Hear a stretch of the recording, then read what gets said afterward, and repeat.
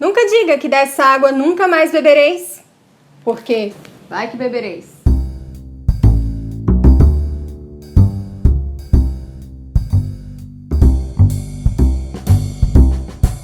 Oi, gente! Penso que alguns de vocês me conheceram quando eu escrevia largamente sobre adaptações de quadrinhos pro saudoso Cabine Literária. E talvez vocês se lembrem que eu e a Marvel tivemos um divórcio litigioso.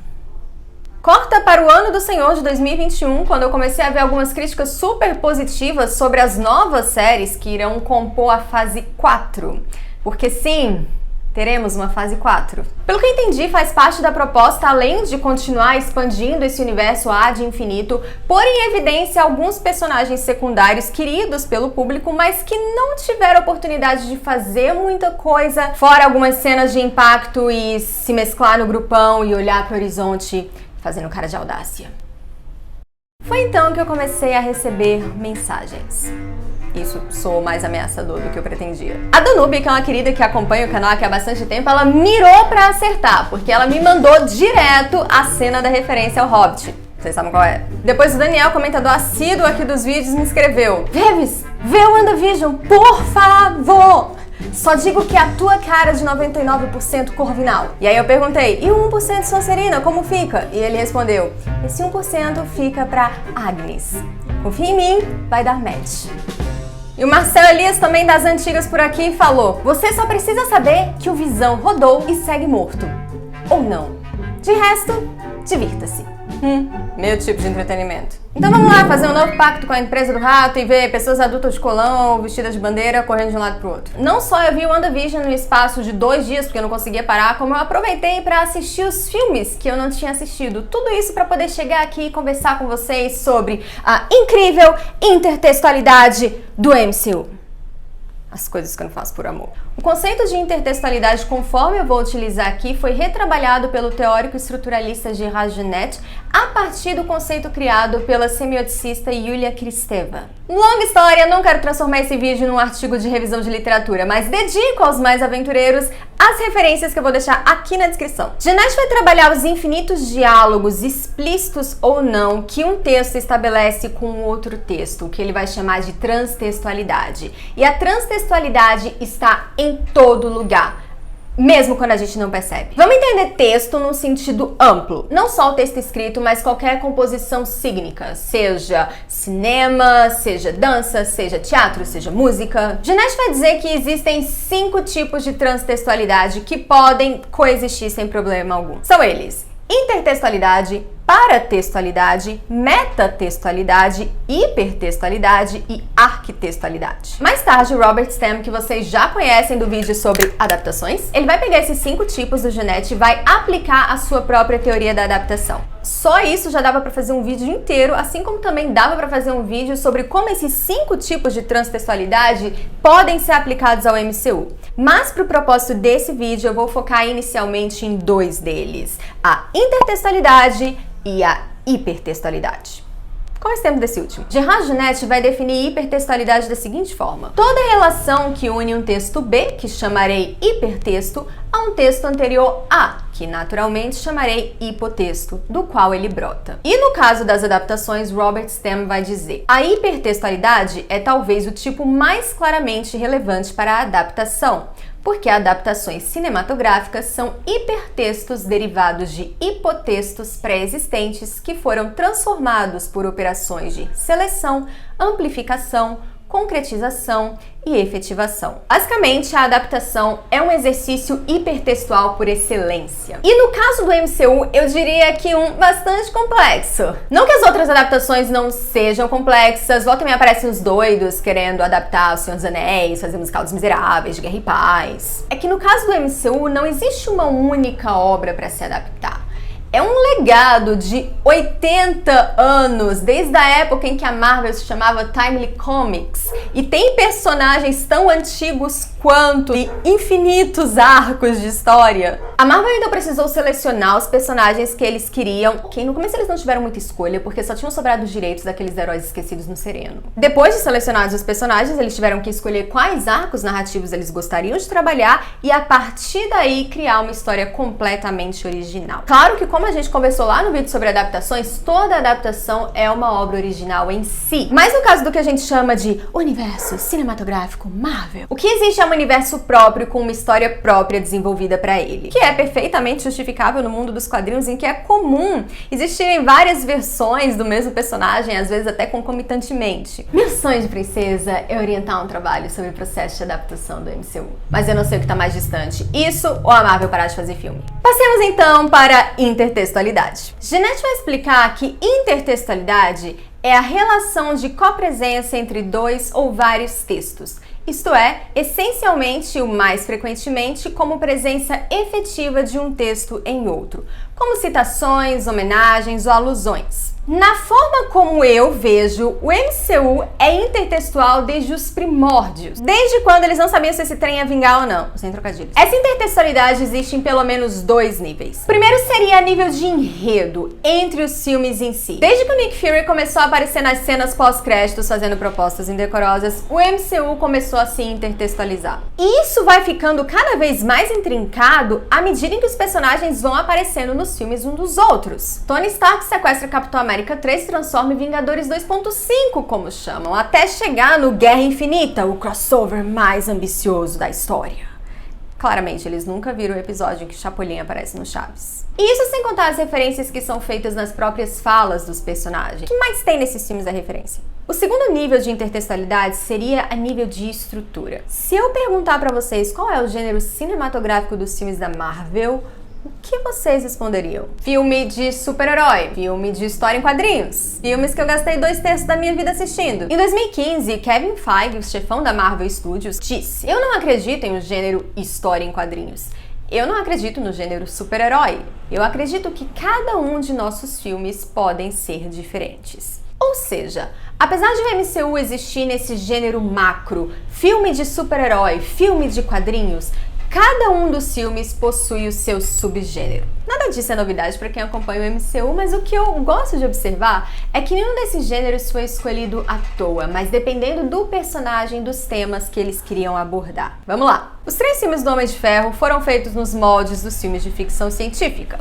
Um sci-fi high-tech, daqueles que você chega em casa, bate palma e a luz acende, ou no caso você pede pro Jarvis acender a luz pra você. Isso condiz com o personagem do gênio, bilionário, playboy e filantropo do Tony Stark. Mas também traz no pacote as críticas que as histórias de ficção científica costumam fazer sobre como nós lidamos com os avanços tecnológicos, especialmente com relação à responsabilidade ética de seu uso. O personagem do Tony, ele começa um hedonista cínico até que percebe que com grandes poderes vem grandes responsabilidades. E apesar de o superpoder dele ser seu cérebro e sua conta bancária, ele carrega esse peso de ser capaz de criar coisas incríveis que podem ser usadas para coisas não tão incríveis assim. Inclusive, a Era de Ultron, aquele filme que a gente finge que não existe, ele cria um diálogo sutil com a gênese da ficção científica, fazendo com que a relação do Tony com o Ultron trouxesse ecos da relação do Frankenstein com sua criatura, o que inclui a culpa que ambos sentem quando o negócio deu ruim. Se Homem de Ferro é ficção científica, Doutor Estranho e os filmes do Thor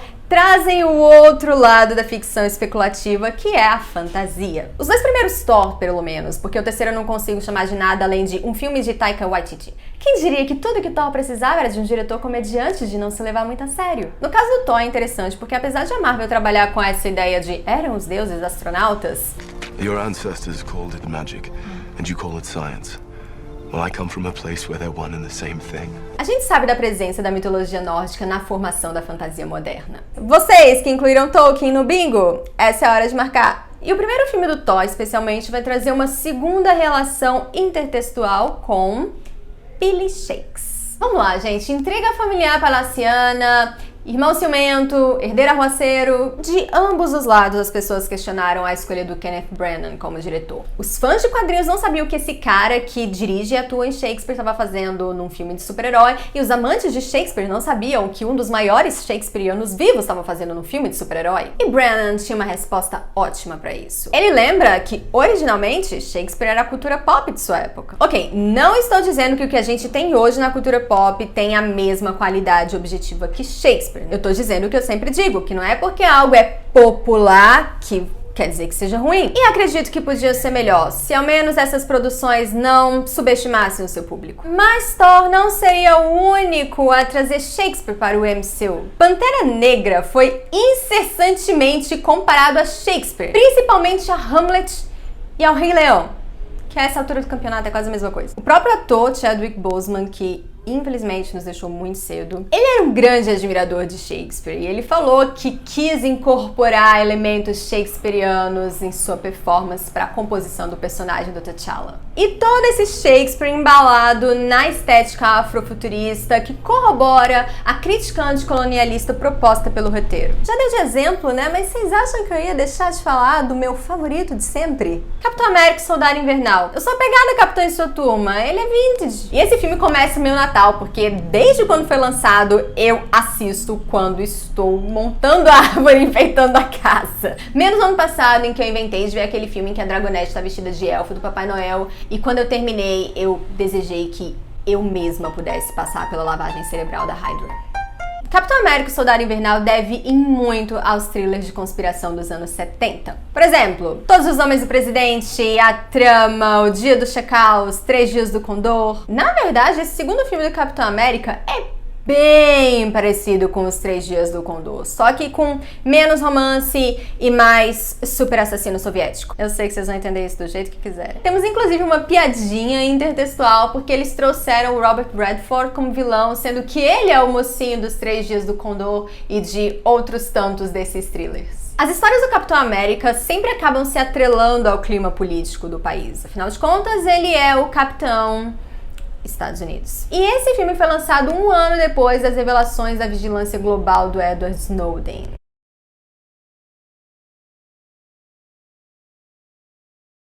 E a trama do Soldado Invernal traz um esquema de espionagem parecido e que remete muito ao clima de paranoia e conspiração lá do auge da Guerra Fria e pós-Watergate, quando muitos desses filmes foram feitos. Já o primeiro Vingador traz como intertexto o gênero filme de guerra dentro do gênero filme de quadrinhos. Mas não fica só nisso. Esse é um filme que também vai fazer um meta-comentário, ou seja, referente a si mesmo, porque ele reflete a criação do personagem aqui no mundo real, no mundo primário. O personagem Capitão América foi amplamente usado como propaganda de guerra para ajudar a levantar o moral lá durante a Segunda Guerra. E no filme nós vemos Steve Rogers ser usado como propaganda, quando na verdade ele queria fazer algo efetivo com essas habilidades que ele passou a ter. Por isso ele fala que não queria ser um macaquinho de circo. O roteiro então traz um comentário sobre o tipo de uso político que se pode fazer, e foi feito e continua sendo feito dentro e fora da ficção, de um personagem tipo Capitão América. E a gente percebe que um dos maiores conflitos internos do Steve Rogers no decorrer dos filmes é esse dilema de como ser uma persona representativa de um país se nem sempre ele concorda com a conduta desse país. Eu não vou passar cada um dos filmes individualmente, senão isso daqui ia ter a duração do Endgame. Por favor, contribuam com suas próprias percepções aí nos comentários. Mas a gente ainda poderia falar sobre como De Volta ao Lar preenche todos os tropos de filme de high school, agora que finalmente temos um Homem-Aranha que parece mais próximo do ensino médio. Homem-Formiga é um filme de heist, um filme de assalto, porque o personagem é o sonho de qualquer ladrão. E o primeiro Guardiões da Galáxia previu a nostalgia nos 80. E isso sem se justificar apenas pela nostalgia, porque a relação do Peter Quill com a década de 80 é explicada intranarrativamente por causa da mixtape que a mãe deixou pra ele e que faz parte do arco do personagem.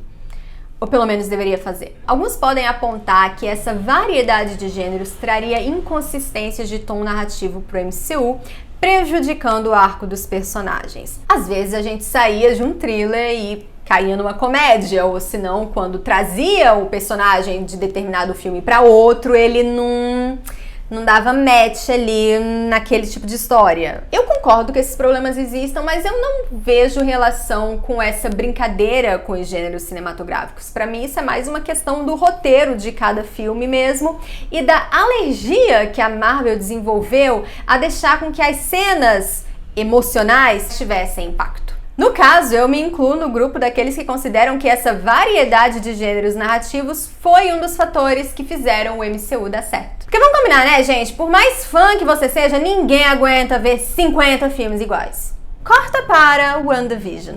Diferente de tudo que a gente viu até agora, que se banhou na intertextualidade e saiu pingando pela casa.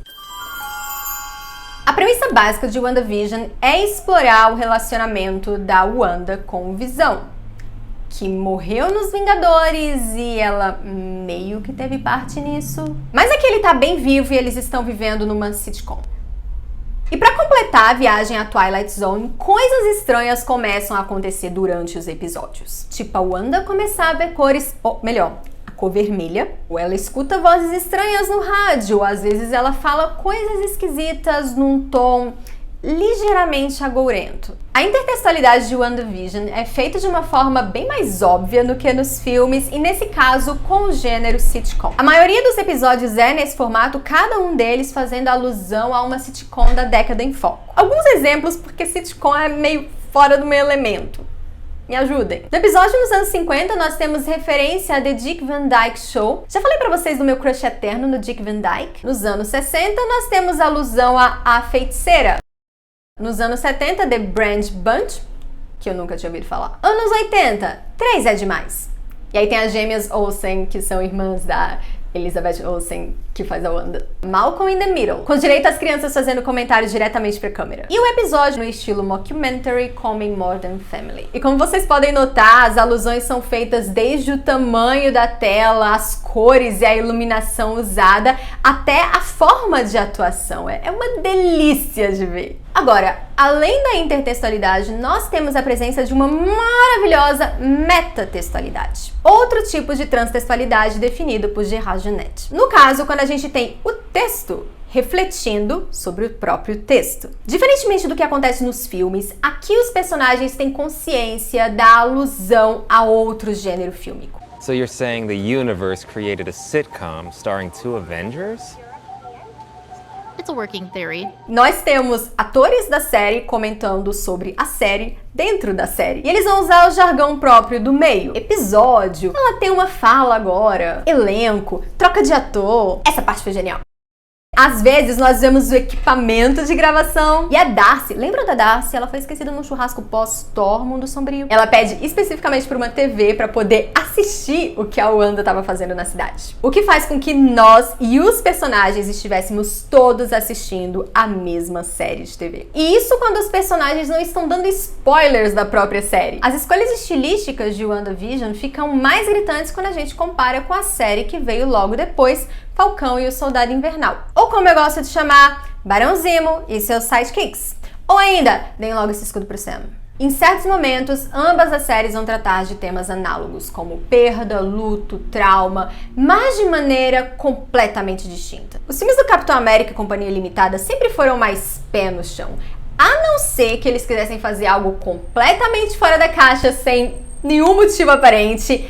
Algo como WandaVision ia ficar muito deslocado. Apesar de que em vários momentos eu acho que os personagens daquela série querem olhar pra câmera como se eles estivessem no The Office. Por outro lado, se você quer brincar com percepção de realidade, a personagem da Feiticeira Escarlate é propícia pra isso, já que ela tem o poder de moldar a realidade e manipular a mente das pessoas. Crianças, não façam isso em casa. E a gente vê que a trama funciona muito bem porque parte da personagem. Ela não foi inserida na trama por conveniência. Apesar de toda essa criatividade, de todos os elogios, o final da série levou ao desapontamento de muitos fãs. O que fez surgirem algumas análises muito boas, tanto em texto quanto em vídeo, sobre como o excesso de especulações e teorias podem impedir com que a gente aprecie uma obra pelo que ela é. E WandaVision é uma série sobre luto e pesar. Não, o Visão não estava vivo, e a Wanda inventou uma realidade alternativa onde ela pudesse estar com ele.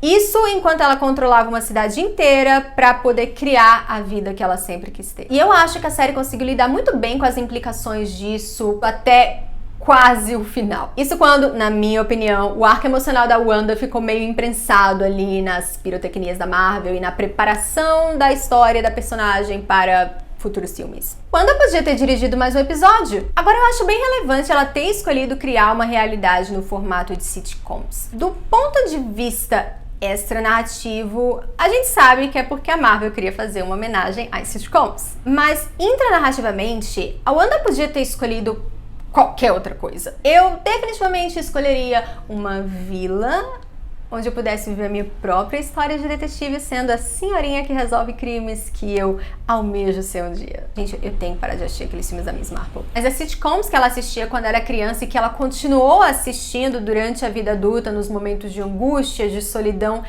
eram o seu lugar seguro. E isso só corroborou algo que eu já vinha pensando desde antes de voltar do hiato aqui no canal. A gente nunca consegue medir o impacto que uma obra tem pra alguém. Claro que a gente tem parâmetros objetivos pra avaliar uma obra, apesar de eles nunca serem completamente objetivos. Mas a relação afetiva que alguém desenvolve com uma obra literária, com um filme, com uma música, isso é algo bem pessoal e que vai muito além de parâmetros qualitativos. O que não quer dizer que eles não existam, é só que eles nem sempre são o principal. A Wanda escolheu ir para sitcoms. Quantos de nós não escolhemos ir para Hogwarts no ano passado? Quantos de nós não escolheríamos o próprio MCU? Outros preferem a DC, o que tá tudo bem. Guardem o pé de cabra, não precisamos de outro Jason Todd. E alguns queridos já me falaram que é como eles veem aqui no meu canal, esse nosso cantinho. E, sinceramente, melhor elogio que eu poderia receber. Joinha pra você que está preparando um curso de coaching sobre como fazer um planejamento Marvel para vencer na vida, e você vai compartilhar esse curso com o mundo, ficar milionário e dividir os royalties comigo. Tchau, tchau e até o próximo vídeo.